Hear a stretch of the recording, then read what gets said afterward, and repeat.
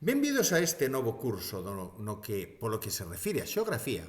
Imos iniciar o estudo pola situación do noso planeta no espazo, para despois ir vendo como é o relevo terrestre, as augas, o clima e as paisaxes do noso planeta.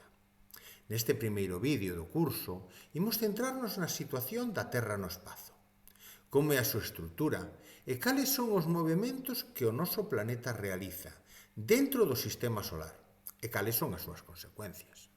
No seguinte vídeo centrarémonos nos mapas, os distintos tipos de mapas e cales son as escalas.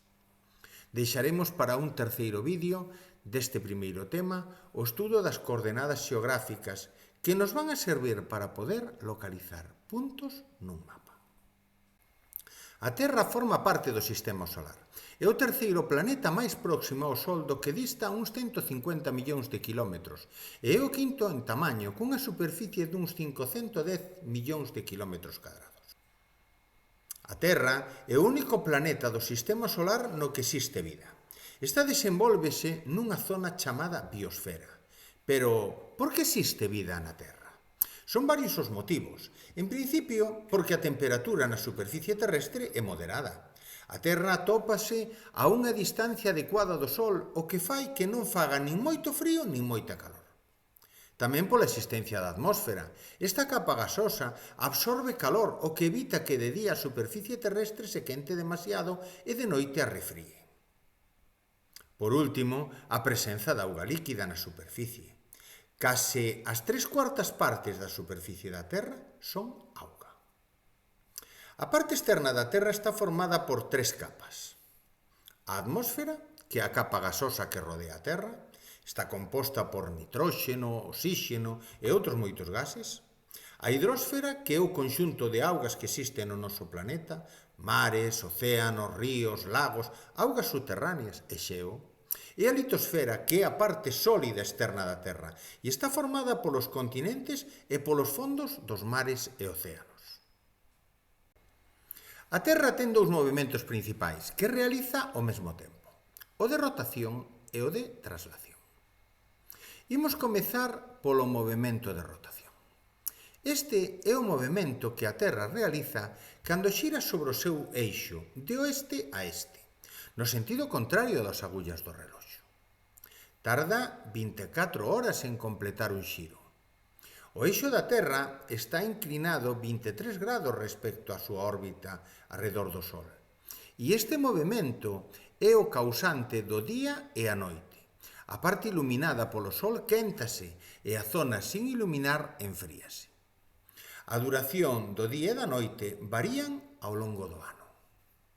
A traslación é o movemento que fai a Terra arredor do Sol, describindo unha órbita elíptica. Tarda 365 días e 6 horas en completar unha volta. Por iso, cada 4 anos temos o que se chama un ano bisiesto. Polo que se engade un día máis ao ano para compensar esas 6 horas de máis que tarda a Terra en dar cada volta. A inclinación coa que chegan os raios solares a cada hemisferio terrestre vai cambiando ao longo do ano, debido ao movemento de traslación e a inclinación do eixo da Terra. Isto provoca a existencia das estacións do ano, xa que os raios solares quentan máis unhas zonas da Terra ca outras en función da época do ano. As estacións están invertidas en cada hemisferio. Así, se nun hemisferio é verán, no outro é inverno. As datas de paso dunha estación a outra coñécense como solsticios e equinocios. Os equinocios sinalan o inicio da primavera, o 21 de marzo, e do outono, o 23 de setembro. Nestes días, o Ecuador recibe os raios do Sol de forma perpendicular e o día e a noite dos dous hemisferios dura 12 horas. Os solsticios dan inicio ao verán o 21 de xuño e o inverno o 21 de decembro. Os raios do Sol chegan perpendicularmente a un dos trópicos, polo que inciden máis sobre ese hemisferio, sendo así os días nese hemisferio máis longos e quentando máis a superficie terrestre.